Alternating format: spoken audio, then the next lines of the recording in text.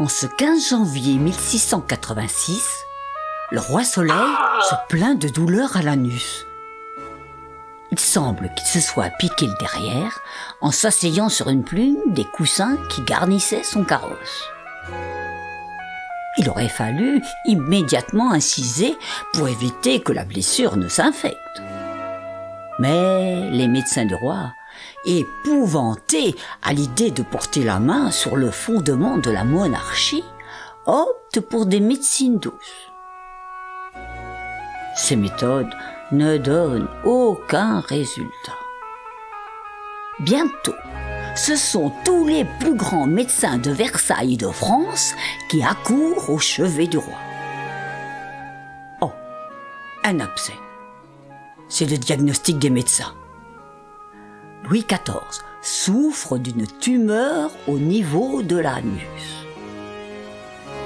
Aussitôt, selon les méthodes traditionnelles, on crève l'abcès de Sa Majesté. Mais très vite, le roi se plaint de douleurs plus terribles que les précédentes. La situation est plus que préoccupante. Les médecins de Versailles font alors appel à Charles-François Félix de Tassy, le barbier chirurgien.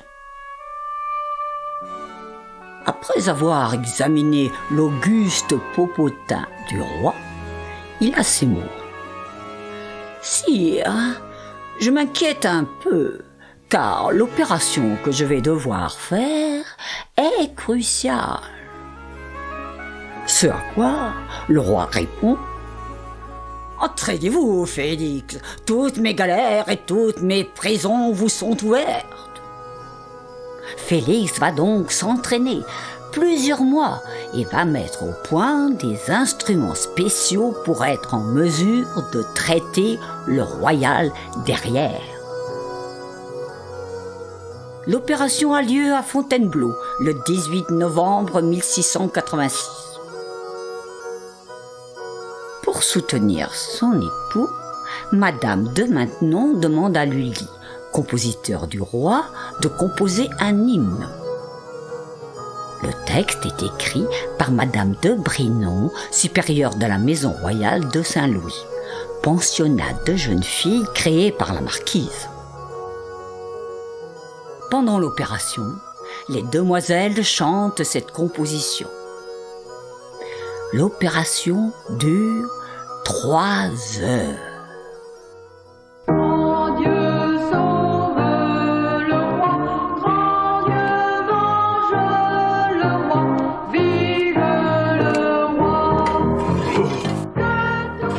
Le roi fait preuve de beaucoup de courage, car à l'époque, il n'y a pas d'anesthésie. Mais Félix a une recette imparable. Il fait les pansements avec du vin de Bourgogne.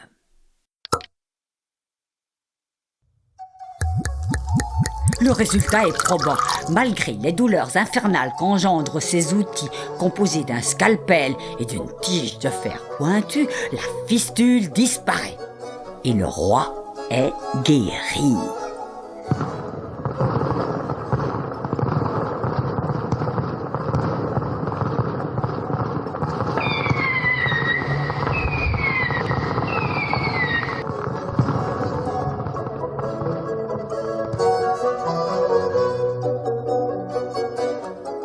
Très vite, le chant tombe dans l'oubli à la cour du roi. Mais en 1714, un dénommé George Friedrich Handel, alors compositeur anglais de passage à la cour de France, écoute ce cantique. Aussitôt, celui-ci prend note des paroles et rentre en Angleterre. Le texte est traduit en anglais par un clergyman nommé Carey, et Handel présente la chanson au roi britannique. Très flatté, Georges Ier félicite le compositeur et décide d'en faire l'hymne officiel de la couronne. C'est ainsi que God Save the King devient God Save the Queen. Il aura fallu un abcès royal, une fistule au postérieur du roi, une guérison suivie d'un chant l'honorant, un voyageur de passage en France, une traduction, et l'hymne anglais était né.